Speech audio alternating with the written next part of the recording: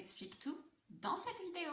Commençons par l'estime de soi. L'estime de soi, qu'est-ce que c'est? C'est la valeur que l'on se porte. Exemple. Imaginons que chez vous, vous ayez un vase totalement quelconque aux yeux des autres, mais qui pour vous vaut tout l'or du monde. La valeur que vous mettez dans cet objet est une valeur sentimentale. Eh bien, l'estime de soi, c'est exactement la même chose, c'est la valeur sentimentale que vous vous portez. Il est évident que selon notre histoire personnelle, cette estime de soi peut nous jouer des tours.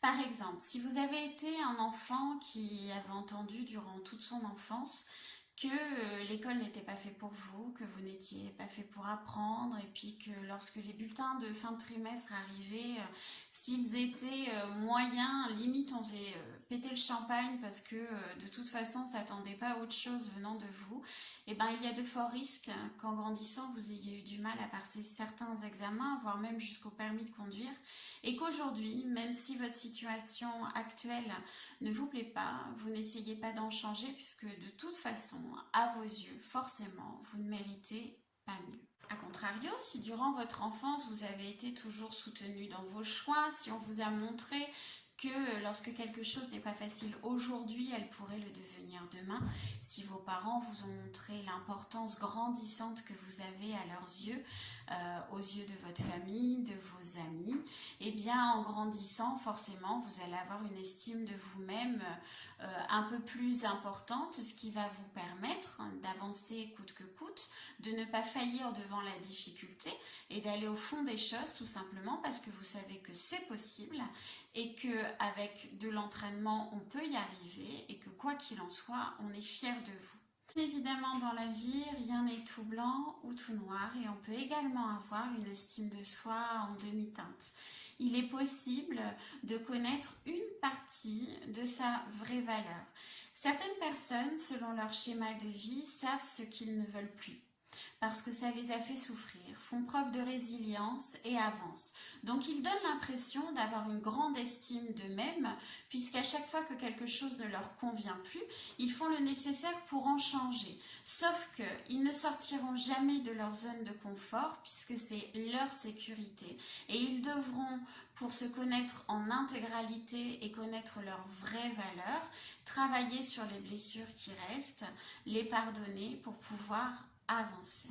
Vous l'aurez compris, l'estime de soi, c'est la valeur que l'on se porte, mais sa valeur en intégralité. Et pas que le reflet que vous avez devant la glace. Si vous aimez le reflet que vous avez dans la glace, tant mieux, ça fait aussi partie de l'estime de soi, mais pas que. C'est-à-dire qu'on aime qui l'on est à l'intérieur et on aime qui l'on est forcément à l'extérieur. Ce qui va nous donner assez de confiance en nous pour pouvoir nous mettre en action, oser et aller vers la vie l'on rêve, la vie qui nous fait vibrer, celle que l'on veut, puisque c'est celle qui nous ressemble le plus. Bien évidemment, nous venons là d'évoquer le côté professionnel, mais il est évident que ça fonctionne pour le côté social ou encore sentimental. Il est évident que si vous avez une estime de vous-même intégrale, vous n'allez pas supporter que votre compagnon ou votre compagne vous rabaisse, vous sous-estime, même va jusqu'à vous porter des coups. Une personne qui a une faible estime de soi subira. Et une personne qui a une estime de soi en demi-teinte mettra un certain temps avant de prendre la décision finalement de se sortir de ces griffes-là. Ou pas. Ça dépend encore une fois de notre schéma de vie, ça dépend encore une fois du dosage de cette estime de soi en demi-teinte. C'est vraiment du cas par cas. Je vous donne les grandes lignes. Alors comment faire pour comprendre enfin sa vraie valeur et avoir une belle estime de soi? Eh bien lorsque l'on est adulte, ça passe par un travail sur soi. C'est un travail que je vous invite vraiment à faire parce qu'il est très salvateur, très libérateur.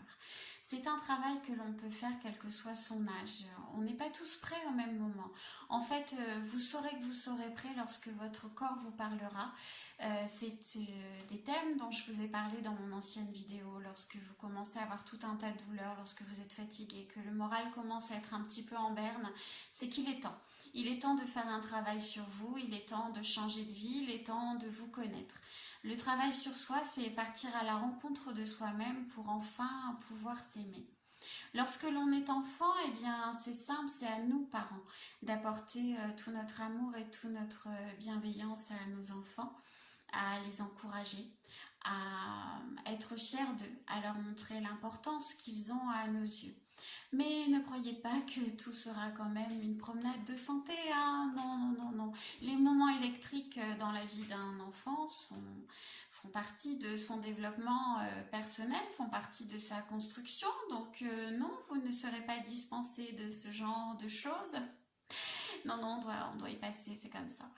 Jung disait d'ailleurs que chaque changement crée en nous une sorte de crise, tout simplement parce que le psyché et l'émotionnel entrent en totale dualité et créent de sacrés chamboulements en nous.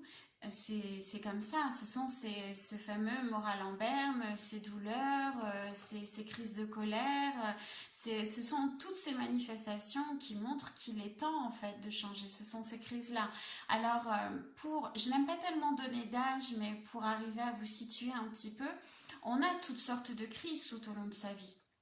On a la fameuse crise des 9 mois, lorsque le bébé se rend compte en fait qu'il n'est pas collé à sa maman, que sa maman et lui ne font pas qu'un seul être. Il a passé 9 mois à l'intérieur du corps, 9 mois à l'extérieur du corps, et d'un coup il se rend compte en fait que maman peut partir et que lui il peut rester là. C'est quelque chose d'assez perturbateur et c'est là que crée une espèce d'angoisse. On a la fameuse crise des 2-3 ans où l'enfant commence à comprendre qu'il est un être à part entière et qu'il peut créer des émotions au niveau des personnes qu'il a devant lui et notamment ceux de maman. On a la fameuse crise d'adolescence où les ados ont besoin encore de nous pour se construire, mais ont aussi besoin qu'on commence à les lâcher un petit peu, la crise de la quarantaine, enfin et j'en passe.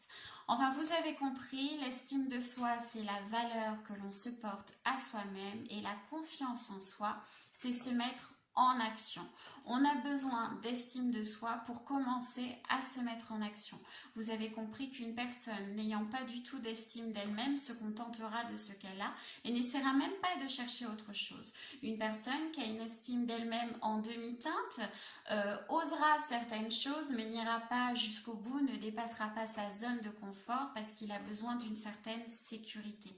Une personne qui a une estime d'elle-même intégrale, elle osera tout au moment où elle est prête et avancera et aura la vie qui la fait vibrer. Alors comme je le dis toujours, le temps est notre ami, donc prenez le temps d'apprendre à vous connaître.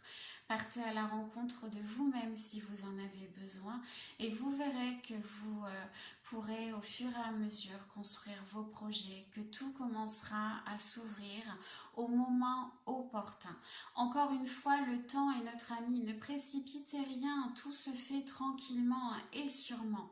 Alors pour vous aider à travailler votre estime de vous-même, qui vous aidera à passer en action, à avoir une confiance en vous un peu plus importante, eh bien j'ai décidé de vous faire un soin audio d'ici quelques jours, il sera mis en ligne. Vous pourrez l'écouter autant de fois que vous voudrez. C'est un petit cadeau. Ce sera bien sûr un soin qui sera général. Pour les soins plus personnels, bien évidemment, il faut venir me voir en cabinet. Vous avez toutes mes coordonnées en barre d'infos, sur mes pages Facebook, bien évidemment, et je serai ravie de vous recevoir. Je vous fais à tous de gros bisous et je vous dis à très vite.